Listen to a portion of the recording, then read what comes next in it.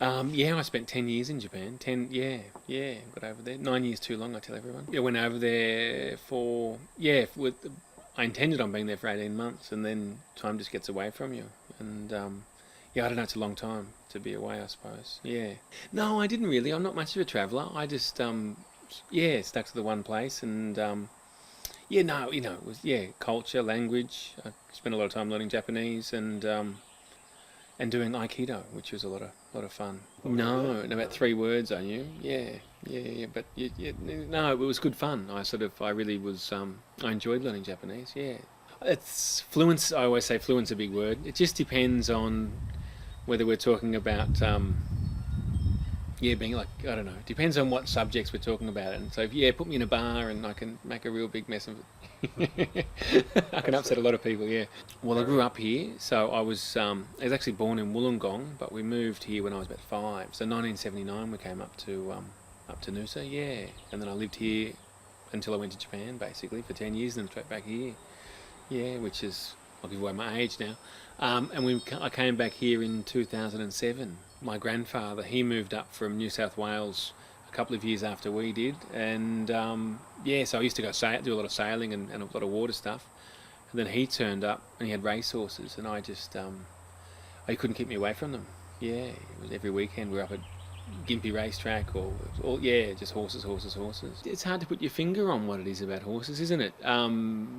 The freedom, the extension. I suppose it's a bit.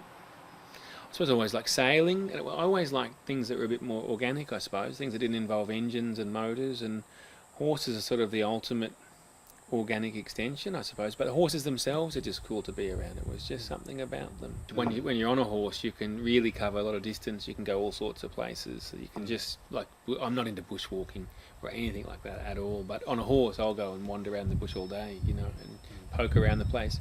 And it sort of gives you that. Sounds bad. It sounds like I don't like it, but it gives you that degree of separation. You can walk through creeks, and you don't have to worry about it. You know what I mean? You just and you can. I mean, if you go bushwalking, you walk into the bush, and every step you take forward, it's going to take the same time to get out. But on a horse, you can wander in, and then you can go, "Geez, I need to get out of here," and you can turn around and just lope on out, and cover a lot of ground very quickly. Mm. So whereas, yeah, I don't know. That's what I like, that speed that you get, and you can talk to people, so you can just wander along and chat, whereas you can't do that on a bike. It was just a natural thing, I think. Really, just a sort of. I always like the idea of I like the idea of them being viable, and it's hard. Horses as a sport and showing never really appeared, and I've never really been competitive. So the idea of sharing the whole horse thing just and of course having it being viable and having the horses pay for themselves. Otherwise, I mean, you just got a bunch of horses in a paddock. You've only got one bum, so you can't. You know what I mean? So if you're going to have a bunch of them, they've got to be got to have something to do with them. And trail riding just makes sense. Yeah, and the horses get the work, and yeah, you get to meet new people, and we live in a tourist town, so it's just sort of like I say, a natural progression from what I've yeah, found myself doing a whole bunch of times.